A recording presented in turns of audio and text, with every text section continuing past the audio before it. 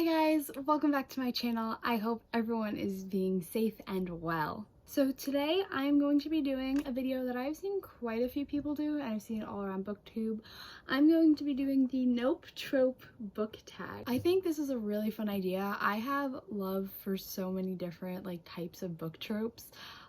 Enemies to Lovers is the most popular and everyone loves that one. I just love stupid cliches. I think they're just so fun. What's not to love about them?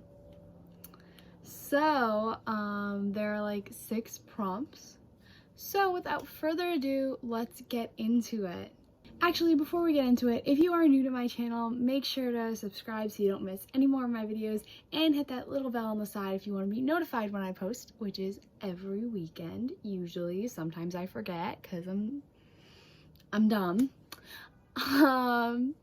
And if you are new or aren't new and you see my videos before and you like what I'm posting, make sure to like. It really helps me out. Thank you. The first prompt is eavesdropping and communication trope. So for this one, you had to pick a book that you heard good things about but didn't really enjoy. And for that, I chose All the Boys I Loved Before by Jenny Han.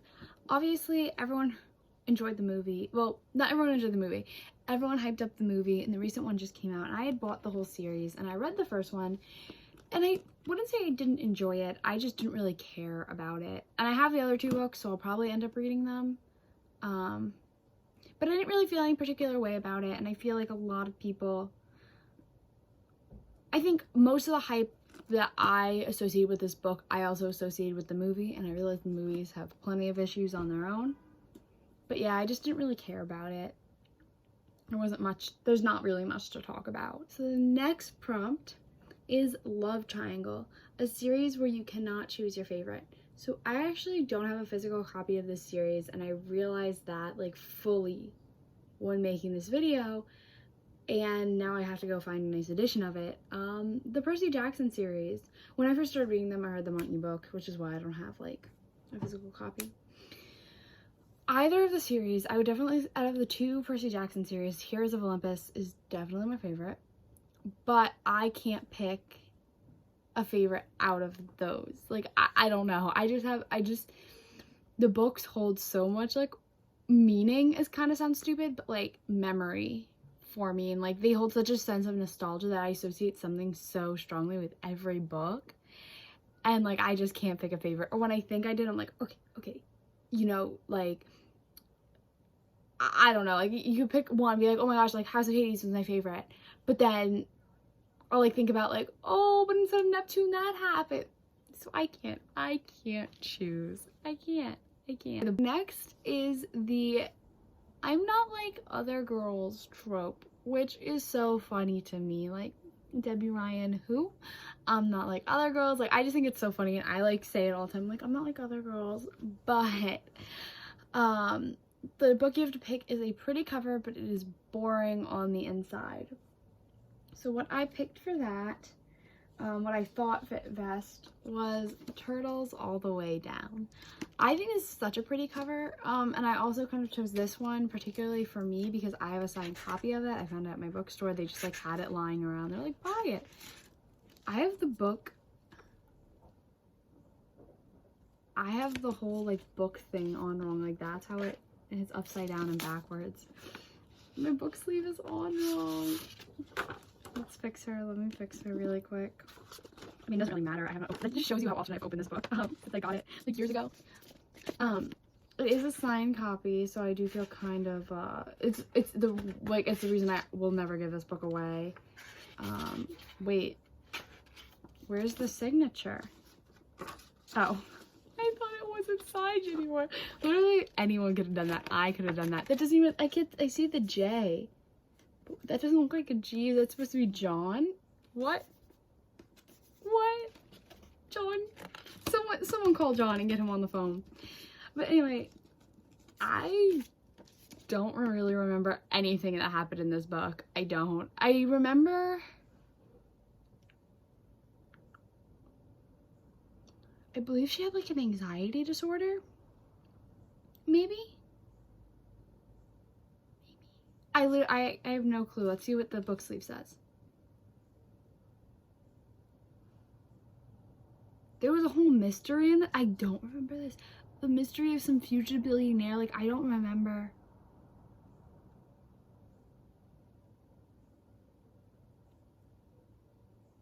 I don't remember this book at all. Like, that's just how boring it was to me. I remember, like, I read it very quickly and I didn't really care for it. But I think the cover is really pretty. It's like a matte cover, and I think the spirals are pretty, but it's boring. So this book, not like other girls, she's worse. An all-consuming love, a book that gave you a hangover. I read this last summer, and I honestly sometimes still think about it. Me Before You, and especially because it's like there's like all-consuming love. This is kind of enemies to lovers trope it includes. Just like thinking about the book and the emotions that it gave me, I was crying on the beach when I was reading it. You might have heard of the movie. It had the guy from the Hunger Games. He played Finnick in the Hunger Games, and I don't know the actress's name, but like you definitely like would know that, like know them if you saw them. Anyway, they did the movie a while ago. I still have not watched the movie. And I believe the guy who played Neville was in it. Yeah, he was in it as the other boyfriend. But this book is so good. So good. So heartbreaking. Like, actually hurt. It hurt. But great. I like I said, I still think about it sometimes because it just makes me feel some type of way. The next trope is douchebag boyfriend, a book that was slow to get into but you ended up loving. I don't have a physical copy of this book because someone's borrowing it, but it is Crazy Rich Asians. I read the book fairly quickly. I read it within like a day or two. So I wouldn't say it was like slow to get into in that sense. However, it took me a while to love it, like a while after reading it. Like, the more I sat there, I was like, oh, I actually really like how they did this, and I really like this, and I really like that. So I don't really know if that's what the prompt means, but honestly, I'm such a picky reader that like, if a book is slow to get into, I'm just gonna stop reading it. So I feel like maybe I shouldn't do that, but also too bad. The book is confusing in the sense that there's so many different characters and they all like have these weird like relationships and know each other through different things, and so you kind of, there's like a little thing at the front, like a little like a family tree, or family trees multiple, and like I had to go back there like multiple times and like be like, oh, who is that person again, like who, I don't remember, because like that's the whole idea, is like you're thrown into this like socialite world, so you kind of have to learn it really quick. So that's why a little while I was like, I guess you could call it slow to get into, because I was like, am I gonna be confused this whole book about who's who? But by the end you know everything, so it's cool, it's great. I liked it a lot. Okay, so the last thing is to pick a book from my favorite or least favorite trope. So my least favorite trope is dead mom trope.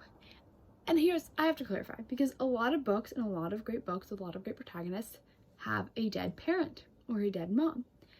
But I don't like it when the dead mom is literally their only like character trait. Like, oh, my mom's dead. Like, I can't stand that. Like, I don't, like, get it out of here. And a book I read recently that had that was How to Make Friends with the Darkness. It was a YA book. It was about a girl who's like she was like, I live a normal life just like any other girl, except I'm not like other girls because I'm poor secretly. And then my mom bought me this ugly dress, and then she died like out of nowhere. And like the whole book is about her grieving process and like all that. But it was her only character trait that her mom was dead. And like the last 90 pages got really good. However, I did not like the character. I did not really care about her for the most part. So I would say that's definitely my least favorite trope, like, oh, dead mom. I say it's my least favorite, but like when it's done well, it can be my favorite. So this is like a flip-floppy one, because like I'm just thinking of a lot of books that have like a dead parent and they do it so well. Like, all right, Harry Potter, like that's the most obvious example. Hunger Games has a dead parent trope. Percy Jackson doesn't, but in the beginning he thinks his mom is dead and he has to get her from the underworld. Like she's like dead in the underworld sense, not in like the mortal sense. I think maybe I'm no, yeah, she's like in the underworld because Hades has her. So like my mind. To All the Boys I Loved Before has she's a dead parent, and like I don't think there's anything wrong with having a dead parent. Like that's all fine and well, just like don't make it your only character trait about the character. Like give me something else, give me some flavor. So it can be my favorite and my least favorite. And this isn't a book, but in Beetlejuice, if any of you guys know Beetlejuice the musical, the song Dead Mom slaps. It slaps. All right. So it's a little bit of both for me. If it's done well, it can be my favorite. If it's done not well, it's my least favorite. So I think that's perfect. That's a perfect example for this for this category. I don't know what's wrong with me. I cannot speak today. Make sure to go check out Library of Karis' video. She did this, and Zoe's video, because they are like the ones who like started the tag.